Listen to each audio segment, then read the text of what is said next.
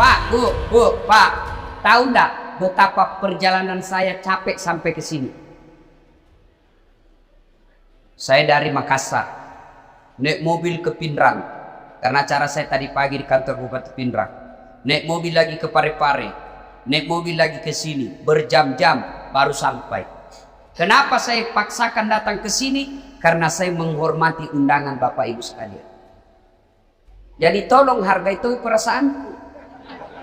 Kalau saya ceramah simpel itu HP cilaka. Ini. Serius, jangan ketawa, serius kayak ini. Jangan mau siaran langsung. Kalau kau siaran langsung nanti ada kesalah ngomong saya viral lagi. Kita mau dengar ceramah Ustadz kalau pulang gampang. Gimana caranya? Buka ke YouTube. Tulis Dasat Latif, ceramah Isra Mi'raj Wajo, keluar mini di sini. Kalau kau rekam sendiri, gambarnya tidak bagus karena HP-mu sudah kabur. Nonton kok, sudah itu kau nonton, jangan lupa like and share. Ya, jelas ya? Simpan HP. Pakhalaidan. Bismillahirrahmanirrahim. Innallaha wa malaikatahu yusalluna 'alan nabi. Ya ayyuhalladzina amanu sallu alaihi wa sallimu taslima. Sesungguhnya Allah dan para malaikatnya bersalawat kepada Rasulullah Muhammad sallallahu alaihi wasallam. Maka wahai orang-orang yang beriman, bersalawatlah kalian kepada Rasulullah dengan sebaik-baik salawat. Pak Bupati mohon izin. Orang masuk surga bukan karena tidak ada dosa. Kalau orang masuk surga karena tidak ada dosa, tidak ada isinya surga. Ada semua dosa tak. Lalu kenapa orang masuk surga Ustaz? Ketika ditimbang dosanya dengan kebaikannya, amalak madecenna siba amalak maja, itimbangi ternyata matanai amalak madecenna daripada dosa-dosana. Nah momi selisihnya 0,1%. Jadi ketika Bapak ditimbang pahalanya lebih banyak pahala mega dosana tapi mega pia malakna, lebih masuk ke surga. Sekarang pahala bapak-bapak kita itu, siapa yang tahajud tadi malam? Tidak ada. Siapa yang puasa Senin Kamis kemarin? Tidak ada. Siapa yang haji tiap tahun? Tidak ada. Siapa yang baru pulang umroh? Ada. Lalu kalau itu ji pahalamu mau masuk surga, dena gena. Maka ketika kumpul seperti ini, kasih banyak amalmu dengan bersalawat. Tadi adik-adik remaja kita berhabsi salawat, tapi lebih banyak yang sibuk video. Maka saya mau ajak ki salawat. Bisa? Bisa? Saya mau dengar mana lebih kencang suaranya perempuan daripada laki-laki. Bisa? Nah, bapak-bapak diam, kita dengar dulu ibu-ibu. Ayo Bu, jangan mau kalah sama suami. Salawat, ikut sama saya Bu. Ayo. Salatu. Ayo, yang di atas. Yang di atas, ayo. Ala toha. Yang di atas, yuk. Salatullah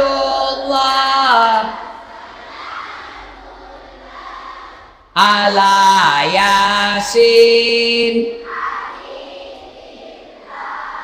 Nilainya 7,9. Nah ibu-ibu diam. Sekarang bapak-bapak, ayo Pak, ajak apa kasih Riki. Ayo kasih keluar suaranya Pak. Yuk. Salatullah salamullah ala toha salatullah ala yasin. Nilainya 10,5. Mau sayur nih. Ibu bapak saudara-saudara sekalian, teristimewa Pak Bupati Bapak Dr. Haji Amran yang saya hormati dan seluruh aparat sipil, polisi, tentara yang hadir di tempat ini, anggota DPR yang hadir di tempat ini, saya mohon maaf tidak sebut satu-satu, samping karena keterbatasan waktu, juga karena saya tidak tahu nama tak. Nah, dalam Islam ada dua nama tahun yang aneh-aneh. Kenapa aneh? Lelai. Satu, tahun gajah. As-Sojajina Nabita. Yang kedua, tahun duka cita. Mamirajana Nabita. Kalau maulid digambarkan dalam lagu, pada zaman dahulu kala, pada zaman jahiliyah, lahirlah seorang rasul yang terakhir dan mulia. Itu maulid. Kalau Isra Mi'raj lagunya apa? 27 Rajab Nabi Muhammad diisrakan dari Masjidil Haram ke Masjidil Aqsa. Nah, itu lagunya ibu-ibu zaman dulu. Kau makelong ibu-ibu Riolo, ada dakwah di dalamnya, ada sejarah. Ditanya tanggal berapa Isra Mi'raj? 27 Rajab. Dari mana? Masjidil Haram ke Masjidil Aqsa. Itu lagu dulu. Ibu-ibu dulu. Tidak ada majelis taklimnya dulu. Sekarang lagunya ibu-ibu apa? Putar ke kiri, nona. Putarlah ke kanan, dongo. Beling-beling. Ada tom itu majelis taklim. Senam-senam, majelis taklim bede. Tiap bulan ikut pengajian, baju seragamnya bagus, tapi dia senam di depannya lakinya orang. 1, 2, bapak-bapak di belakang. 3. Nama solang. Ini ibu-ibu sekarang. Kalau ibu-ibu dulu kan bagus lagu-lagunya. Nah, kenapa disebut tahun duka cita ya Mamirajai? Maga ya sengi tahu apa bahasa Bugisnya duka cita. Mesti jawana nabita. Kenapa? Karena ada dua orang yang mencintai dan dicintai Nabi meninggal pada tahun yang sama. Meninggal Siti Hadijah. Mesti jawana nabita. Sampai Nabi bersabda, kalau ada seorang perempuan meninggal dunia lalu suaminya berduka terus mengenang kebaikannya, maka itu ciri-ciri istri penghuni sorga. Saya ulang ibu, angkalinge madecet-deceng, oi ibu, makanya bita, ya ko angka makundrai mati, nah mesti nyawana lakena, nah ngeret teruk decek-decek na lakena, maka itu ciri-ciri penghuni sorga itu yang meninggal. Jadi kalau ibu-ibu lebih dulu meninggal, Nabilan suami tahu, kenapa cuma sekali meninggalin istriku, meskipun dia bau muluna, tapi ku sayangi. Rasanya tidak bisa hidup ini tanpa istri saya. Baik sekali sifatnya Ustaz. Calon penghuni surga itu. Tapi kalau sebaliknya, begitu ibu meninggal, suami masuk kantor berteriak, "Merdeka!"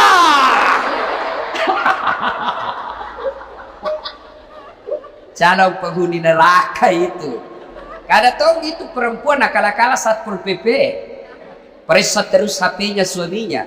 Bagaimana ndak turun kena COVID suamimu? Kenapa bisa Ustaz? Setiap kau periksa HP-nya suamimu pasti turun imunnya. Tasil mat.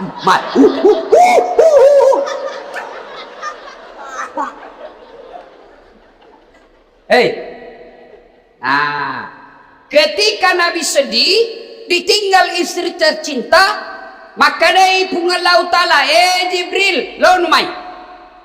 Jibril, sini kamu. Turun kau jemput kekasihku Muhammad, alai. Bawa jalan-jalan, saya mau hibur dia. Masya Allah. Nabi berduka, diundang oleh Allah untuk ketemu. Masya Allah. Saya saja pernah dapat undangan ceramah di istana wakil presiden. Itu undangan saya bawa pulang kampung. Saya kasih lihat semua pokok di kampung. Wakil presiden. Kita kok cule capok.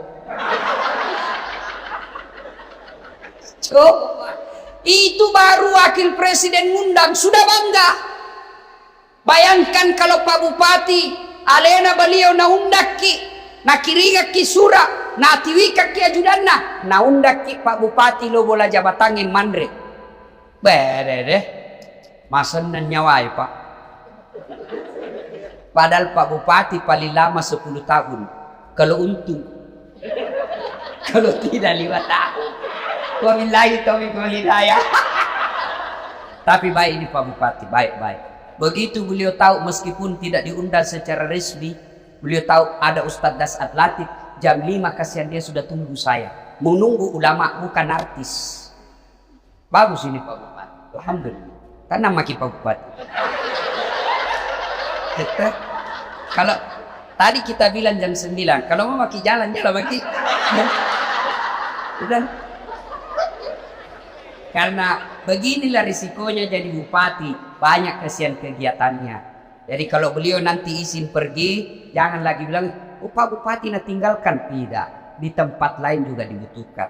Kan sekarang giliran Pak Ustadz, beliau sudah sambutan tadi dan sambutannya luar biasa. Batina mak ganti. Nah bilang di kampungku, nah cucu kak meteruk.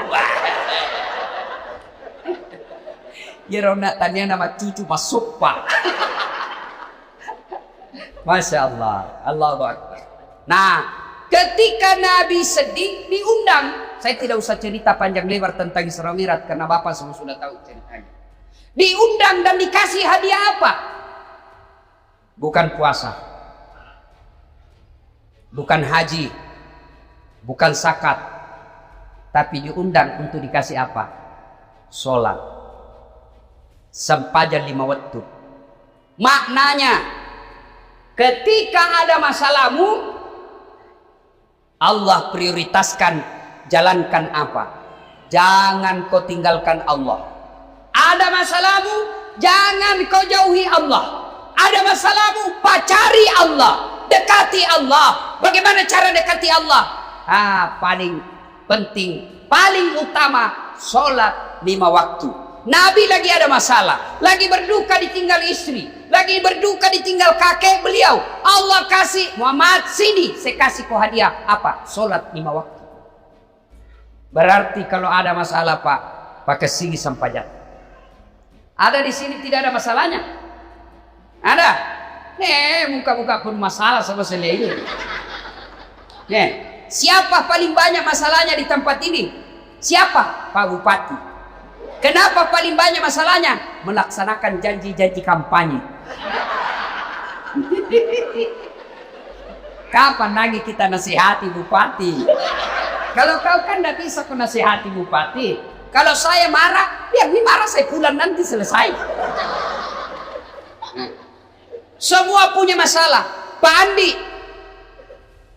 ada masalahnya. Semua kita punya masalah. Ustadz Dasat, banyak masalah Pak. Diundang ceramah, ditinggal mobil di tengah hutan. Diundang ceramah, berapa jam naik speed? Paling 2 jam, paling lama 3 jam. Ternyata 9 jam. Diundang ceramah, Ustadz aja dulu nah yang bayarkan tiket, nanti kami ganti. Sudah kita pulang, tidak ada ganti tiket. Semua itu masalah. Ada juga masalah kalau diundang kita di kantor pejabat, kantor-kantor pemerintah. Lain di tanda tangan, lain isi amplop. Biasa nakal begitu. Nah kasih tanda tangan kosong. Langsung aku bilang, tulis memang di situ angkanya deh. Nanti beda kau transfer lain, kau tuh teken di sini. Kau kurangi 0-1, boleh besar.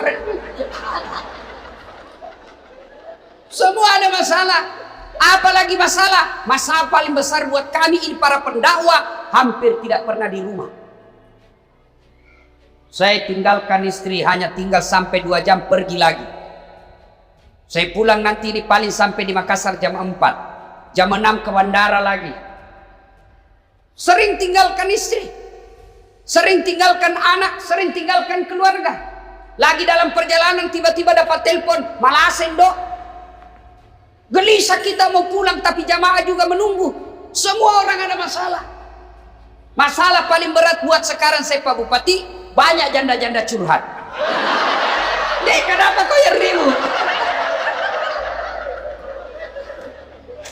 Tapi Pak Ustaz, saya baru meninggal suamiku. Kasihlah doa-doa penenang. Saya balaslah, saya kasih doa-doa dan ayat-ayat supaya tenang hatinya. Lama-lama Nabi bilang, Ustaz, maukah Ustaz menjadi imam dalam hidup? Saya bilang, mohon maaf Ibu, saya bukan imam, saya penceramah. Salatullah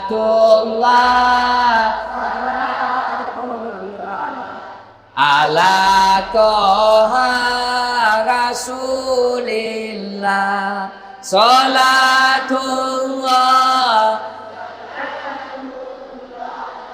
ala yasin. Solat. Kenapa penting solat? Satu, solat adalah rukun Islam. Artinya apa? Tanda keislaman kita. Ngaku Islam atau tidak, solat adalah penentunya. Bahkan makanya Nabi tak, batas antara kekafiran dan keislamanmu adalah solat. Ketika kau tidak solat, kapereko. Kodema sampaja makanya Nabi tak kapereko. Kafir itu bukan sekadar keluar dari Islam.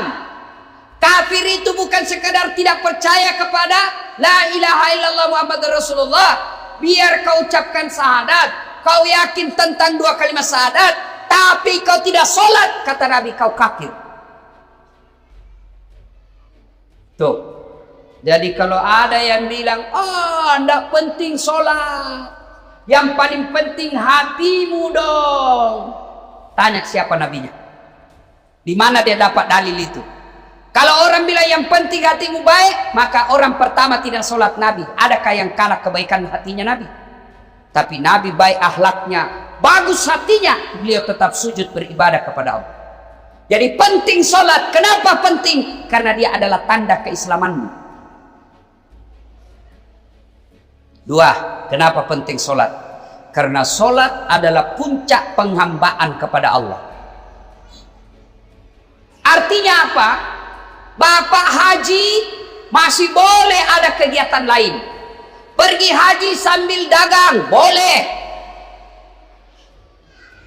Pergi haji lagi tawaf nyanyi boleh. Tawaf sambil nyanyi, labbaik Allahumma labbaik, labbaik la, boleh. Puasa sambil dagang boleh. Menjelang buka puasa kau jual jalan kote boleh. Sah puasamu. Bahkan kau sambil nyanyi nunggu buka puasa boleh. Insaflah wahai manusia, bila dirimu bernoda, boleh, sah puasamu. Bayar zakat sambil nyanyi boleh. Tabe ku imam sakatku sah. Tapi sholat boleh ndak sholat? Allahu Akbar. Berapa harganya telurmu? Tunggu dulu, 450 ribu. Nggak bisa. Boleh ndak kau sholat sambil menyanyi? Allahu Akbar. Begadang jangan begadang. Beling-beling. Nah, kenapa penting sholat? Karena sholat adalah puncak penghambaanmu kepada Allah. Maknanya apa? Bapak tidak puasa, tetap Islam. Bapak tidak haji, tetap Islam. Bapak tidak bayar zakat, tetap Islam. Tapi ketika kita tidak sholat, buka Al-Quran surah Al-Fat 29. Muhammad Rasulullah walladzina ma'ahu asyidda walal kuffar ruhama'u bainahum tarahum ruk'an sujada yabtaguna fadlan minallahi wa ridwana simahum fi wujuhihim min asari sujud. Tanda umat Muhammad itu ruk'an sujada. Kamu lihat mereka rukuk dan sujud. Maka Bapak Ibu, selesai Isra Mi'raj, perbaiki sholat. Ustadz, kenapa ini anakku nakal? Lihat sholatnya. Kenapa ini istriku tidak mau nurut? Lihat sholatnya. Kenapa ini bisnisku gagal terus? Lihat sholatnya. Tidak mungkin Allah sengsarakan hidupnya orang yang baik sholatnya. Tidak mungkin. KPK saja tidak mungkin tangkap orang hanya karena dia sholat. Ditangkap KPK pada saat latih. Kenapa? Karena dia rajin sholat di waktu. Tidak. Apalagi Allah. Maka saudaraku, ketika ada masalahmu, kenapa saya daftar dan lulus pegawai negeri? Perbaiki sholatmu. Kenapa saya sudah sekian tahun tidak diangkat-angkat kepala dinas? Perbaiki sholatmu. Pun kalau ada kau mau dan Allah tidak kasih, kau berarti apa yang kau minta tidak baik. Pak kesini baik sampai jamu, bos. Ada yang sakit di sini, asam urat, sudah dokter kemana-mana tidak sembuh-sembuh. Memang bukan dokter kasih sembuh kamu. Siapa yang sembuhkan penyakit kita? Allah Subhanahu wa ta'ala. Kalau dokter yang kasih sembuh manusia, mestinya tidak ada dokter yang sakit. Tapi buktinya, berapa banyak juga dokter yang sakit, bahkan tidak bisa obati dirinya sendiri. Makanya bapak-bapak, pakai sini sampai jatuh. Saya kasih contoh, ini urusan dunia kecil. Ini Pak Bupati, beliau punya ajudan. Iya beliau, kona obi ajudan na, ajudan. Biar ajudangi, namo mati lu tak pelupa. Biar itu ada jalan kote.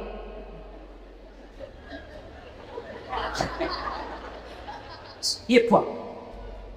Kira-kira ada ajudan dipanggil, ajudan. Tunggu dulu Pak. Ipadeteko. Coba, bagaimana hidup tidak susah? Ya, Bapak berdoa, ya Allah, perbaiki ekonomi.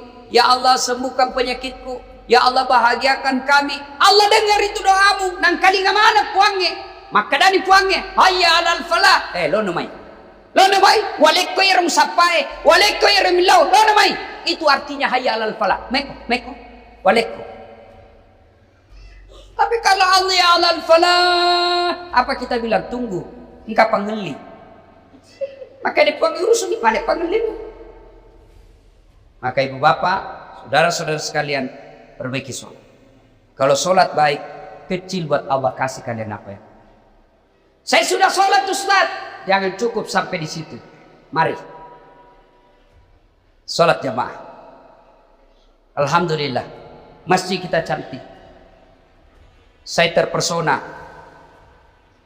Sholatullah. Ayo keras. Ala toha. Ayo keras. Sholatullah. Salamullah. Habibillah. Ibu bapak saudara-saudara sekalian. Nah, agatosiro bahayana kode tamas sampaja. Hukumannya 1. Buka Al-Quran surah Al-Hajj ayat 47.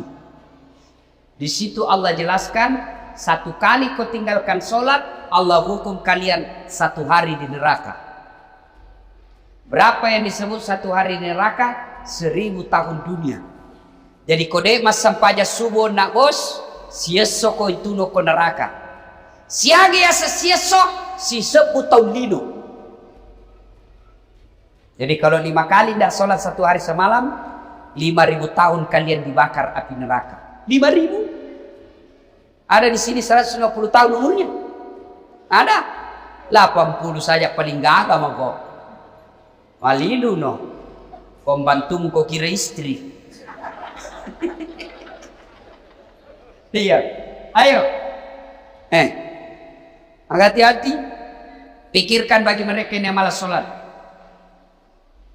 Nabi bersabda, as-salatu miftahul khair. As-salatu imanuddin. As-salatu miftahul jannah. Salat itu kunci kebaikan. Salat itu kuncinya surga.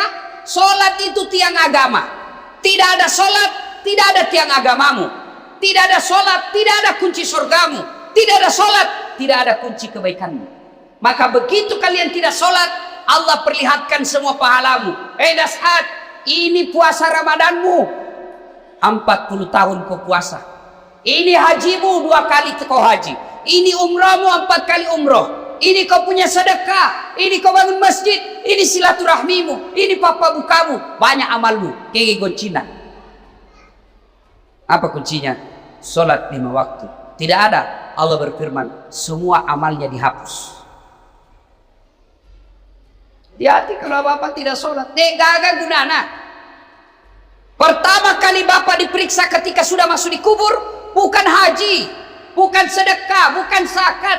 Pertama kali diperiksa di akhir di kubur nanti sholatnya.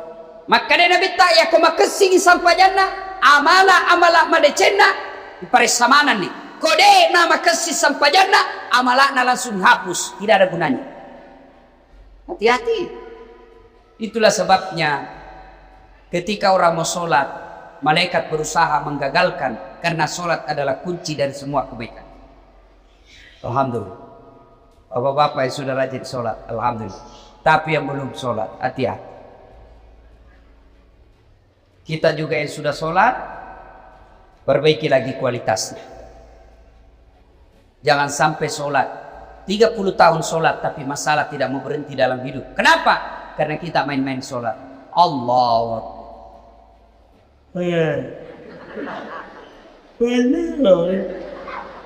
Ya kena na'budu ihdinas Ada orang sholat kayak tidak semangat.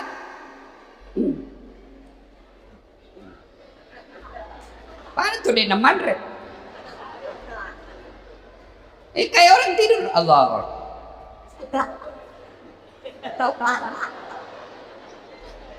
Itu ketemu Allah begitu.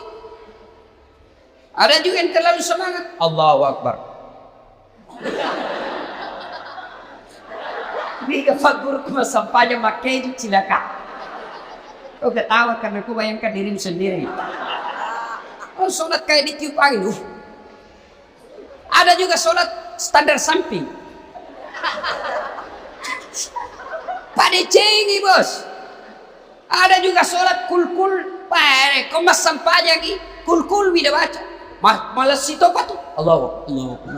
Saya tanya ini. Kenapa kau itu cepat sekali sholat? Tidak sampai 3 menit. Apa Anda bilang? Ku hafal nih Ustaz. Sudah lebih 10 tahun jadi ku hafal. Kalau soal hafal sholat, bilang kau saja Allahu Akbar. Tuhan bacaannya sama di kemarin. Assalamualaikum warahmatullahi wabarakatuh.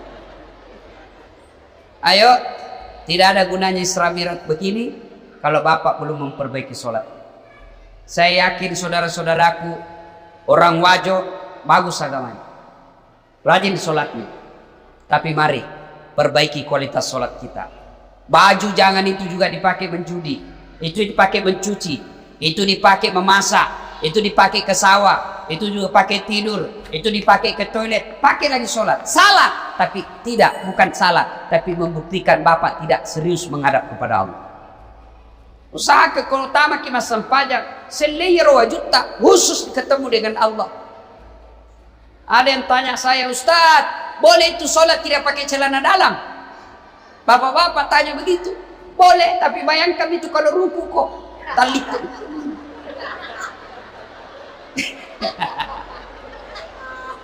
Ya ketawa ini ibu-ibu, ini urusan laki-laki. Ya, mudah-mudahan selesai sholat, selesai Isra Mi'raj ini, mari perhatikan kualitas sholat kita. Yang kedua, selesai Isra Mi'raj ini jangan puas hanya dengan sholat 5 waktu. Baik sholat 5 waktunya, bagus sholat-sholat sunnahnya, baik tata cara pelaksanaan sholatnya. Jangan puas sampai di situ. Ayo hidupkan sholat jamaah. Alhamdulillah. Saya kemana-mana di Singkang ini Pak, di Wajo ini alhamdulillah selalu ramai masjid. Apalagi kalau subuh, penuh Pak, sampai di luar, tidak ada di dalam. Yang ada di dalam orang tua yang sudah pensiun, yang muka-muka sakaratil maut seperti ini.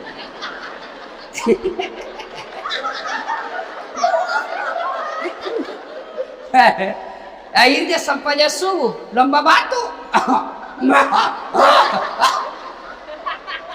Iya. Nah, anak muda, hidupkan jamaah masjid sebagai motivasi buat adik-adik sekalian. Ini Ustaz Dasat Latif. Sejarah perjalanan hidup saya, tidak pernah sekolah pondok, tidak pernah masuk hafiz, tidak pernah hafal Quran. Saya SD, SMP, SMA. SMA ku jurusan fisika, S1, S2, S3 komunikasi. Saya ngajar di UNAS Sospol. Bayangkan, apa mata kuliah saya ajar? Teknik olah vokal. Apalagi saya ajar? Fotografi, cara memfoto. Apalagi saya ajar? Teknik lobby dan presentasi. Tapi alhamdulillah bisa jadi ustadz yang seperti Pak Bupati katakan sekarang, tidak ada kalah banyak penontonku di YouTube. Sekarang sudah lebih 200 juta. Nih, apa sebabnya kira-kira? Ya, karena saya belajar di masjid. Saya tidak pernah pondok, tapi saya rajin ke masjid. Maka adik-adik sekalian, kalian yang masih nuntut ilmu, kalian yang masih mau mencari masa depan, membina masa depanmu, ayo hidup kau di masjid. Kalau kau urusi masjid, insya Allah Allah yang urus hidupmu. Kecil buat Allah kasih kau pegawai negeri, kecil buat Allah kasih kau rumah, kecil buat Allah kasih kau mobil. Dekati Allah, datang kau di masjid, sholat kau di masjid. Pernah ke penjara? Pernah? Lihat-lihat itu film-film di penjara. Susahnya itu masuk penjara. Itu penjara di Gunung Sari, Makassar. Baru dasuki,